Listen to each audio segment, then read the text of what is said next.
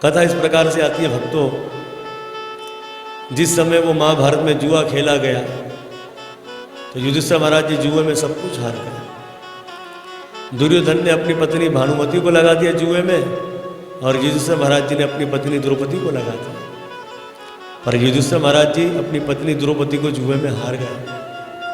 उस समय दुर्योधन का भाई था जिसका नाम था दुशासन, उसके अंदर 1000 हाथियों का बल था। दुर्योधन ने दुशासन से कहा जाओ द्रौपदी को लेकर आओ। तो दुशासन जब द्रौपदी को लेने गया तो द्रौपदी ने दुशासन से कहा कि देखो देवर जी, मैं सभा में नहीं आ सकता, मैं रजस्वला हूँ, मैं अपवित्र हूँ। और उस समय द्रौपदी एक वस्त्र में थी भक्तों। ये तो फिल्मों में ड्रामों में दिखाते थे इतने गहने आभूषणों में, ऐसा नहीं था, एक वस्त्र में थी क्योंकि सूतक था उसमें, रजस्वला थी, अपवित्र थी। अगर तुम मुझे सभा में लेकर गए तो सबकी आयु खत्म हो जाएगी। तो भागवत महापुराण के 6ठे स्कंद के अंदर ये बात बड़ी विस्तार से बताई जाएगी। स्त्री उस अवस्था में 3 दिन उनके बताए गए हैं, तो वो जब 6ठा स्कंद आएगा तब आपको बताया जाएगा। तो इस प्रकार से दुशासन क्या किया, द्रौपदी के बाल पकड़े क्योंकि उसके केस बहुत बड़े थे और घसीटता हुआ द्रौपदी को सभा में लेकर आ गया। उस समय द्रौपदी की चीर उतारने के लिए, कपड़े उतारने के लिए कर्ण ने कहा और 1000 हाथियों का बल रखने वाला वो दुशासन तंग आ गया, थक गया। कोई सभा में ये नहीं समझ सका कि नारी है कि साड़ी है, साड़ी के बीच नारी है। उस समय भगवान श्री कृष्ण ने द्रौपदी की रक्षा करी। इसलिए महाभारत के अंदर भगवान के एक अवतार का वर्णन है जिसको कहते हैं वस्त्र अवतार, वस्त्र अवतार लिया। तो यहाँ पर जो है माता द्रौपदी यही कहना चाह रही है कि पितामह जिस समय मेरे वस्त्र को खींचा जा रहा था, मुझे वस्त्रहीन किया जा रहा था, तो आप उसी समय ज्ञान का उपदेश दे देते।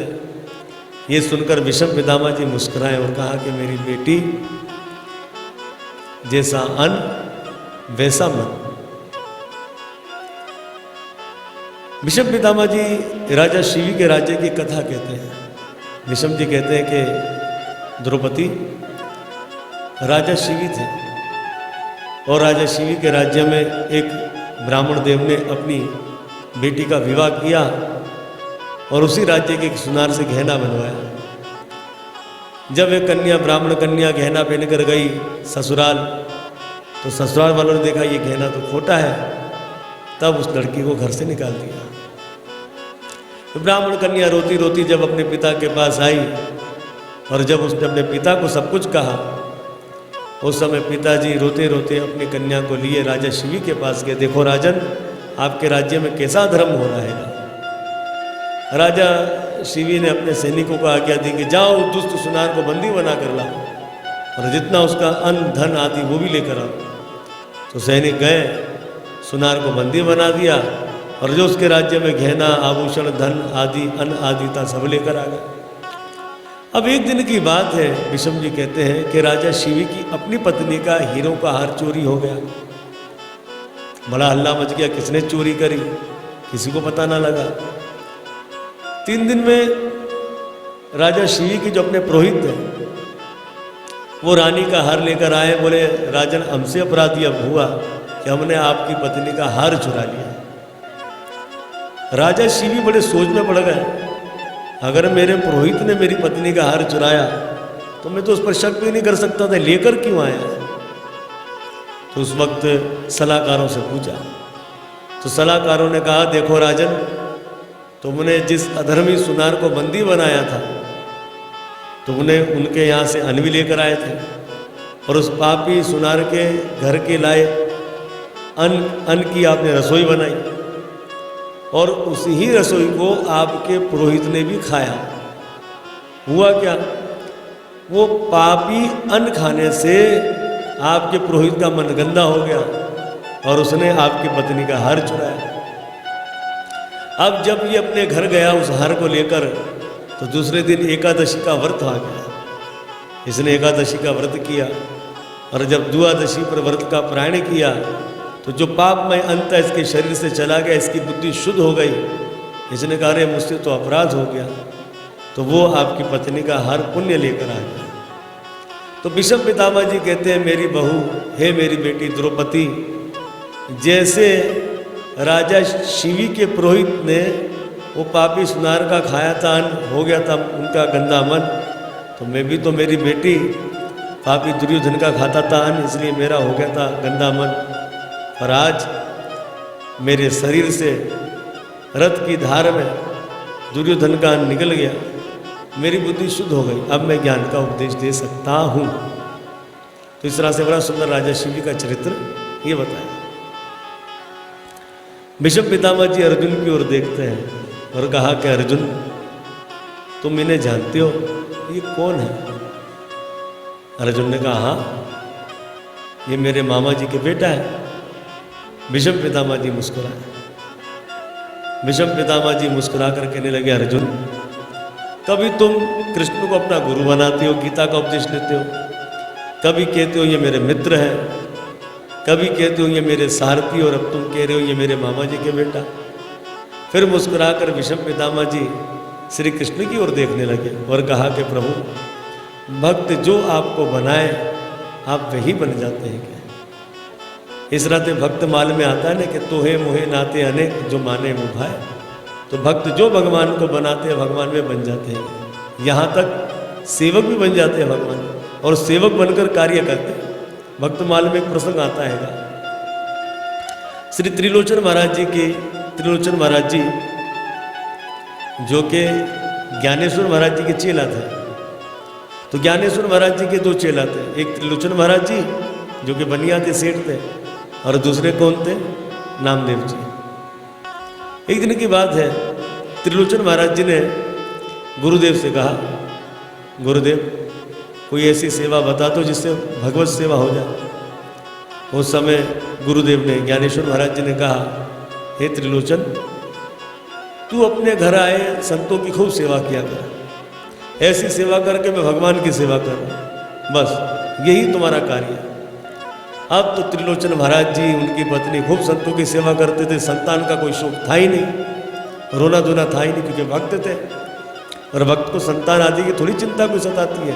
अच्छा, इसी बात पर मैं आपको एक बात बताता चलूँ, पद्म पुराण के भूमि खंड के अंदर ये बात आती है। वहाँ लिखा है पद्म पुराण के अंदर, अगर किसी महात्मा के यहाँ संतान ना हो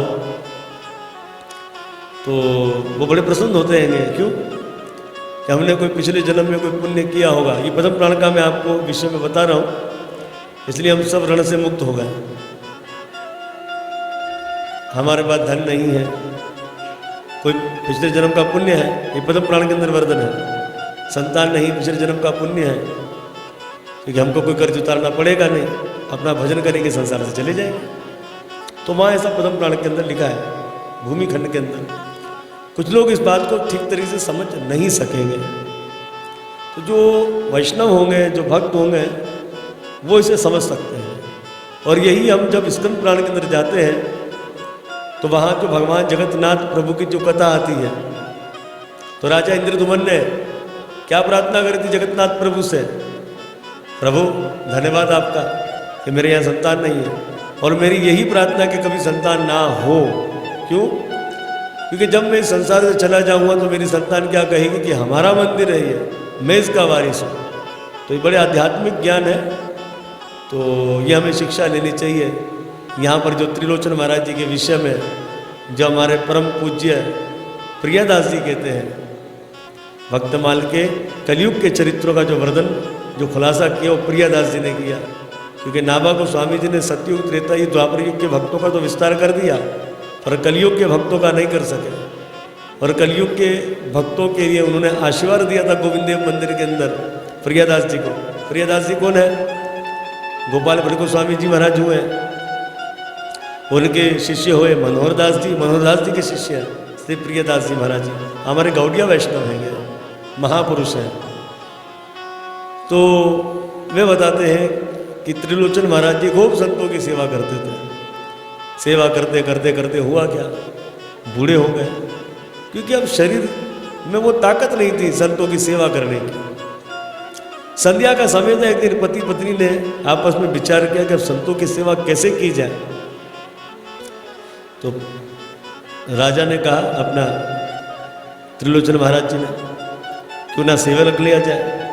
पत्नी जी ने कहा बिल्कुल ठीक कह रहे। सेठानी जी ने कहा बस ये शाम को कहना था। सवेरे त्रिलोचन महाराज जी टहलने के लिए गए तो त्रिलोचन महाराज जी क्या देखते हैं कि 10 साल का सुंदर छोरा जा रहा है। उस छोरे ने आवाज लगाई, राम राम सेठ जी। त्रिलोचन महाराज जी ने भी राम राम किया। बालक ने पूछा सेठ जी कहाँ जा रहे हो? सेठ जी ने कहा हम तो टहलने के लिए जा रहे हैं। अब सेठ जी ने उनसे पूछ लिया बेटा आप कहाँ जा रहे हो? तो उस बालक ने कहा सेठ जी अपने राम तो नौकरी की तलाश के लिए जा रहे हैं। अरे सेठ जी को याद है हमको सेवक तो रखना ही है। अच्छा बेटा यहाँ आओ, कहाँ जा रहे हो? नौकरी की तलाश के लिए। बोले हाँ सेठ जी। बोले हमारे यहाँ नौकरी करोगे क्या? अरे बालक ने कहा सेठ जी बाहर भी करना है, आपके यहाँ भी करना है क्या? सेठ जी ने पूछ लिया तुम्हारे माता पिता का नाम क्या है, कहाँ है तुम्हारे माता पिता? उस समय उस बालक ने कहा सेठ जी अपने माता पिता का तो ठिकाना ही नहीं है। तो त्रिलोचन महाराज जी समझे शायद संसार से चले गए होंगे, जबकि भगवान तो ठीक ही कह रहे हैं मेरे माता पिता का ठिकाना कहाँ है। क्योंकि तमेव माता चा पिता तमेव, जो खुद जगत के माता पिता उनके माता पिता कहाँ से हो सकते हैं? सेठ जी ने बोला तुम्हारा नाम क्या है? बोले सेठ जी अपने राम का नाम है अंतर्यामी। सेठ जी खुश हो गए। अच्छा ये बताओ कि पगार पानी क्या लोगे? बोले सेठ जी अपने राम को पगार पानी से क्या आवश्यकता, बर रोटी कपड़ा और मकान मिल जावे हम इसी में मस्त हैं। पर त्रिलोचन महाराज जी को भगवान ने कह दिया अंतर्यामी ने, देखो सेठ जी मैं खाता बहुत, अगर मेरे खाने पीने में रोक टोक करी तो मैं तुम्हें छोड़कर चला जाऊँ। अब सेठ जी ने कहा हमारे यहाँ भी कौन सी कमी है बेटा, चलो हमारे साथ। तो सेठ जी जो है लेकर चले गए और घर जाकर सेठानी जी को कह दिया जी सुनती हो, अरे ये सेवक की जो बात चली थी सेवक है और इसने मुझसे कहा है कि मुझे संतों की सेवा करने का बहुत अभ्यास है। हम तो अक्के बक्के रह गए थे, 1.5 बालिश का छोरा क्या, अब जब ये कह रहा है तो इसको अभ्यास होगा। और जबकि भगवान तो ठीक ही कह रहे थे मेरा तो कई वर्षों से अभ्यास है संतों की सेवा करने का। तो सेठ जी ने कहा देखो ये संतों की सेवा करेगा और दूसरा इसके खाने पीने में रोक टोक मत करना। सेठानी जी को कह रहे हैं अगर तुमने रोक टोक करी इसका वचन है मैं तुम्हें छोड़कर चला जाऊंगा। अब सेठानी जी भी बोली अरे क्या कमी हमारे यहाँ, क्या रोक टोक करेंगे। इस तरह से त्रिलोचन महाराज जी के यहाँ वो अंतर्यामी खूब सेवा करता था। अब महाराज संतों के माथे पर हाथ फेरे तो सारी पीड़ा दूर, हाथ फेरों में हाथ लगावे तो सारी पीड़ा दूर, कपड़े धोवे। त्रिलोचन महाराज जी कह अरे अंतर्यामी इधर आओ, अरे ऐसा करो वैसा करो, तो खूब भगवान इधर से उधर भागे डोले रहते थे, सेवा करते थे। एक दिन की बात है सेठानी जी पड़ोस में कुछ विवाह गीत गाने के लिए चली गई और पड़ोसन ने पूछ लिया सेठानी जी से क्या बात है, बड़ी दुबली पतली दिखलाई दे रही हो सेठानी जी।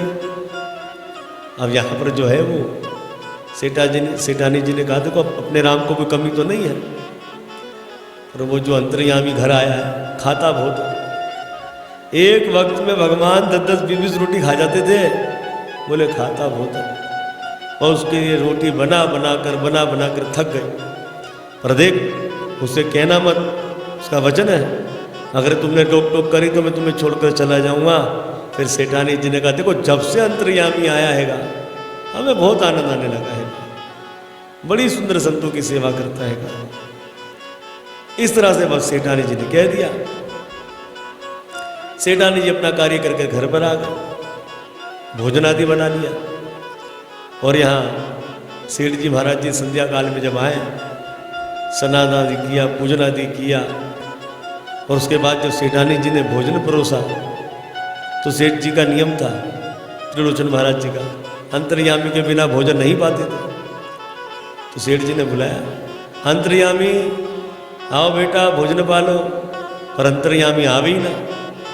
तो उस समय सेठ जी ने पूछ लिया सेठानी जी से कि अंतर्यामी कहाँ है। बोले वो तो सुबह से नजर नहीं आ रहा। अरे सेठ जी ने कहा क्या कह रही हो तुमने कोई उसके खान पीने में रोक टोक तो नहीं कर दी।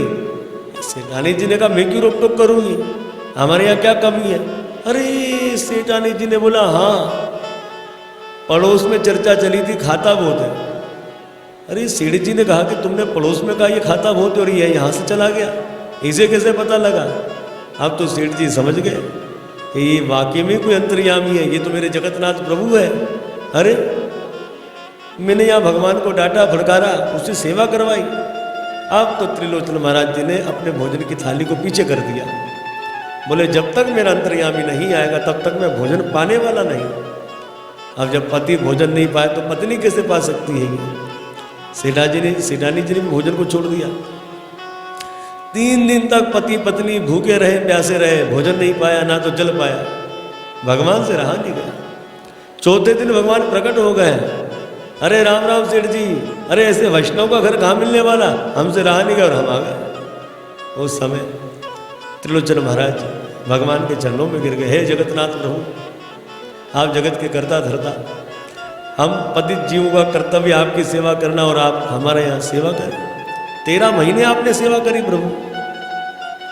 अब भगवान ने कहा पोल तो खुल गया है, अब ये मुझसे सेवा कराएगा नहीं। उस समय भगवान उन्हें आशीर्वाद देकर वहाँ से भगवान विदा हो गए।